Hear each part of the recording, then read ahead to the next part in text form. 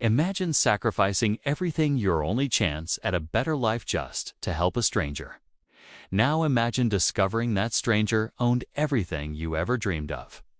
This is the jaw-dropping story of a kind-hearted woman whose missed flight led her straight into destiny. Stick around till the end for a twist that'll leave you speechless. Don't forget to hit that subscribe button for more true to life stories that inspire, shock, and empower. Angela Porter, a 29-year-old caregiver from Atlanta, Georgia, stood quietly at Gate 32 of Hartsfield-Jackson Airport, clutching her tattered brown duffel bag that carried everything she owned. Her heart pounded in anticipation.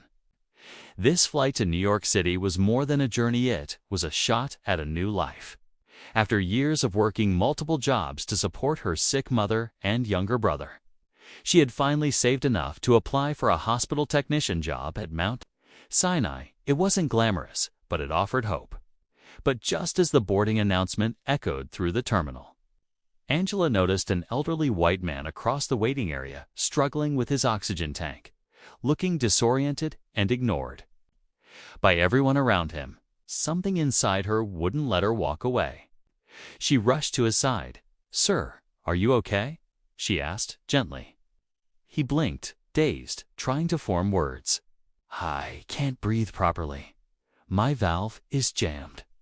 Without thinking, Angela dropped her bag and got on her knees to fix the tank. The man coughed, his hands shaking, and she could smell his fear. A few people glanced over, but no one stepped in.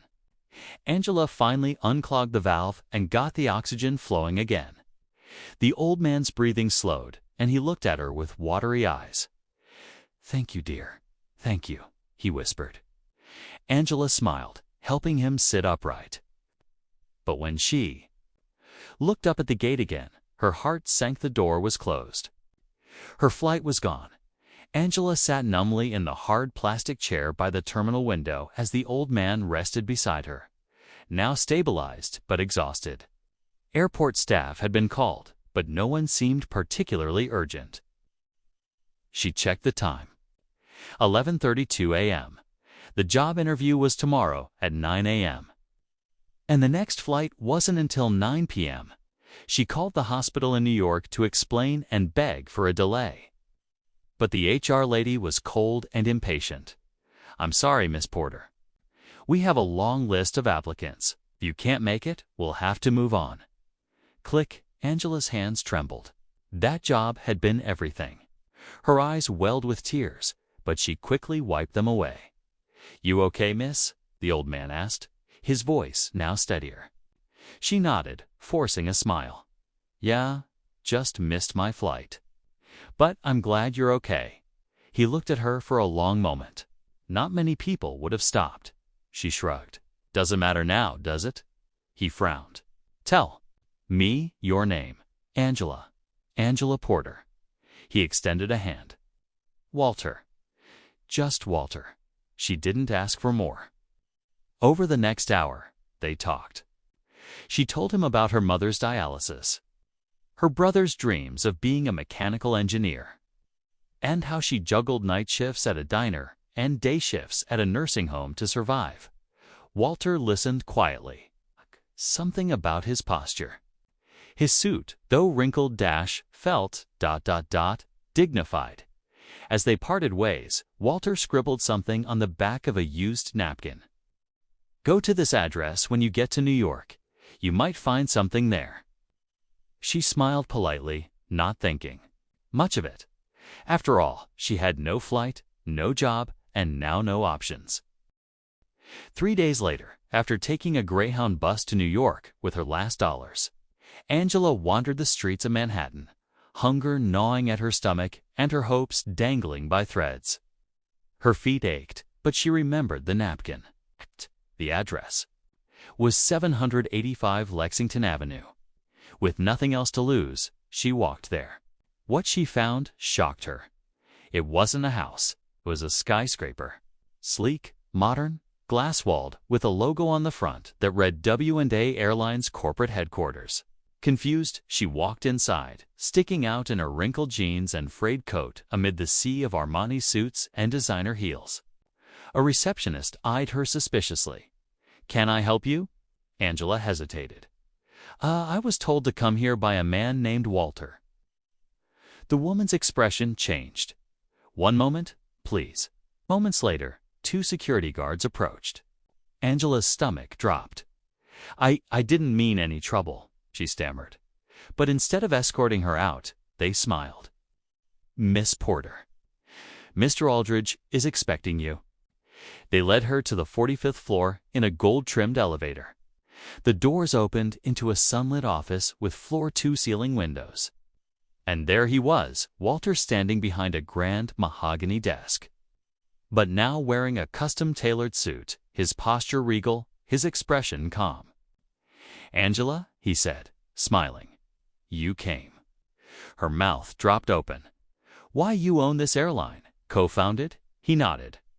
"Retired CEO. But I still pull a few strings." She was speechless.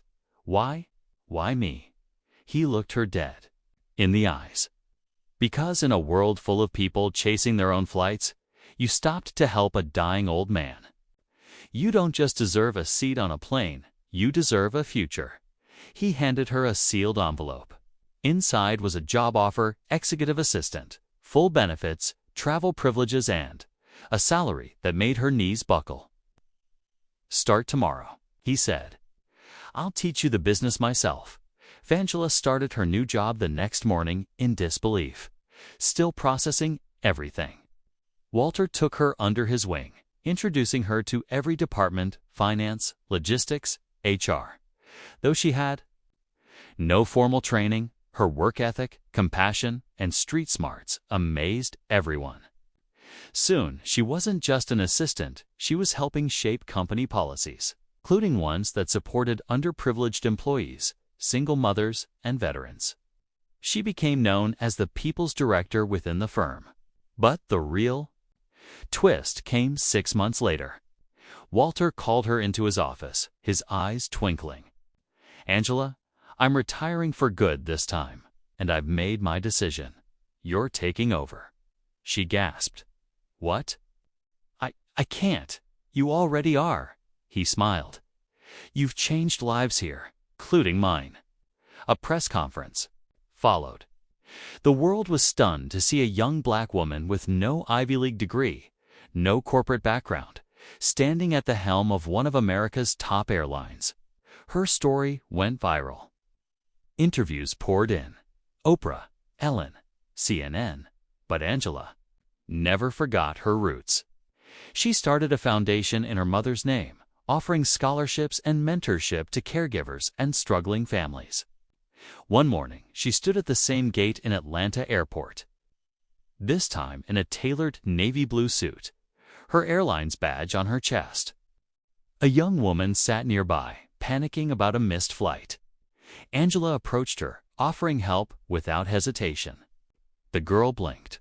"Wait, aren't you that CEO?" Angela smiled. "I'm just someone who missed her flight once and found her purpose instead."